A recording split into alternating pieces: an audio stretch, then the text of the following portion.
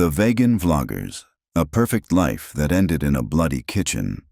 In the sun-drenched hills of Los Angeles, where wellness is a religion and a perfect Instagram feed is a form of currency, Leo and Maya, known to their millions of followers as the Green Life, were royalty. They were the golden couple of the vegan lifestyle scene.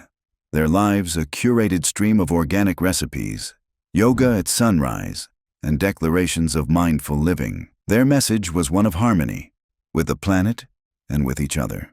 But on the morning of October 14, 2023, that meticulously crafted illusion was shattered by the blare of police sirens. In the very kitchen where they filmed their viral smoothie bowls, a scene of unimaginable violence unfolded. The prime suspect in Maya's brutal murder was the man who had vowed to cherish her husband and business partner, Leo. This is a story from the true crime section, where we unravel the most shocking, unthinkable crimes. If you think you can handle the truth, subscribe. We uncover the darkest corners of human nature. Leo was the original architect of the Green Life, a former personal trainer disillusioned with the meat-heavy bodybuilding world. He pioneered a rugged, masculine approach to veganism. He built his following from the ground up, starting with a blog about plant-based strength. His brand was intensity, discipline, and a no-nonsense attitude. He was the alpha, the expert, the one who had done the research and was leading the way. By his late 20s, he had published a successful cookbook, launched a line of supplement powders, and was a respected, if somewhat intimidating figure in the wellness community. He was used to being the star, the one people looked to for answers. His identity was inextricably linked to being the top voice in his niche. Maya entered the scene as a fan. She was a trained yoga instructor and nutritionist with a gentle, approachable energy that was the perfect counterbalance to Leo's intensity. They met at one of his seminars, and their connection was instant. He saw in her the warmth his brand lacked. She saw in him a visionary. He quickly made her a co-host on his channel, and The Green Life was born. Almost immediately, the audience shifted. While Leo was respected, Maya was beloved. Her recipes were more creative, her delivery was soothing, and her authenticity resonated deeply, especially with a growing female audience. She wasn't just teaching people to be healthy. She was making them feel seen and cared for. Subscribers flocked to her, and with them, lucrative sponsorship deals for kitchenware, ethical clothing, and beauty products began to land in her inbox, often with her name first in the subject line. At first, Leo was thrilled. Their joint success meant a bigger empire. But as Maya's star rose, his began to dim in comparison. A major wellness magazine wanted to feature Maya on the cover, dubbing her the new face of conscious living. Leo was relegated to a small mention inside. A kitchenware brand offered Maya a 7-figure solo deal to be their ambassador, a role Leo had once been considered for. Behind the glossy videos, a toxic resentment began to fester. Leo's professional guidance started to sound like criticism. He'd mock her recipe ideas on set, just off camera. He'd question her filming angles, her lighting, insisting his way was better. The controlling behavior, once disguised as protective mentorship, became overt. He began monitoring her direct messages, accusing her of flirting with fans or industry contacts. He demanded to be CC'd on all her business emails.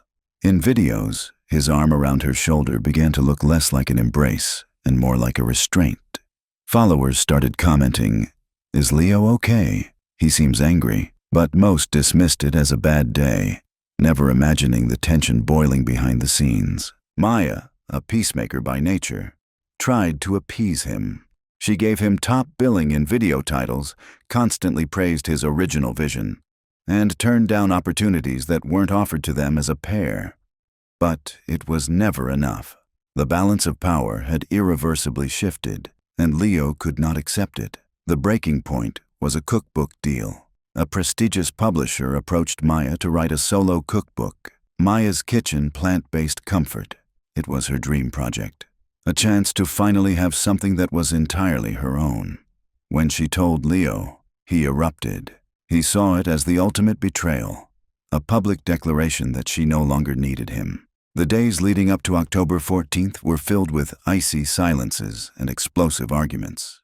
Leaked text messages, later obtained by police, showed Leo's descent into rage. "You think you're the talent? I built this platform," he wrote.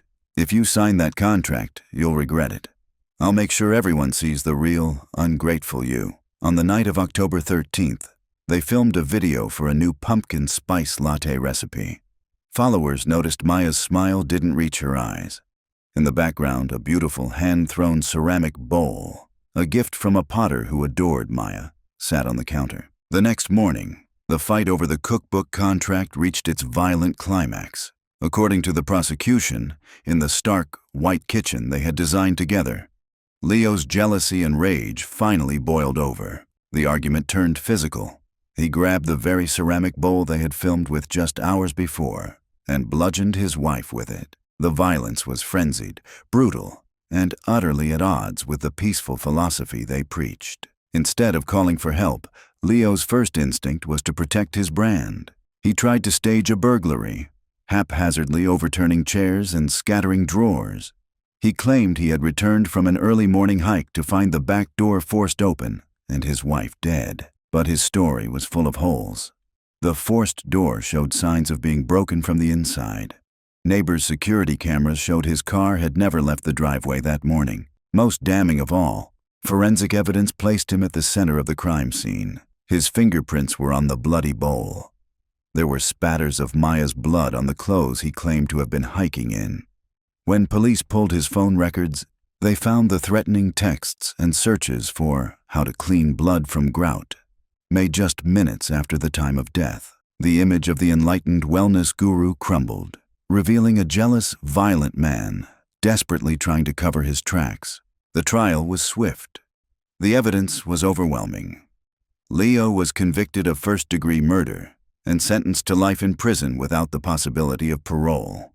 The judge cited the particular cruelty of the crime and the cold, calculated attempt to evade responsibility. The Green Life empire collapsed overnight. Their YouTube channel was demonetized, their supplement line pulled from shelves. The wellness community they had helped build was left reeling, forced to confront the dark reality that had festered behind the hashtags and affirmations. Maya's legacy remains in the millions of lives she touched with her genuine warmth and passion for healthy living. Her Instagram page remains as a heartbreaking memorial, a gallery of smiles from a woman who preached kindness, only to be killed by the person closest to her. This tragedy serves as a stark warning about the corrosive nature of envy and the danger of mistaking a curated online persona for reality. It begs the question, in our pursuit of a perfect life, how many warning signs do we filter out? How many cries for help are hidden behind a perfectly framed photo?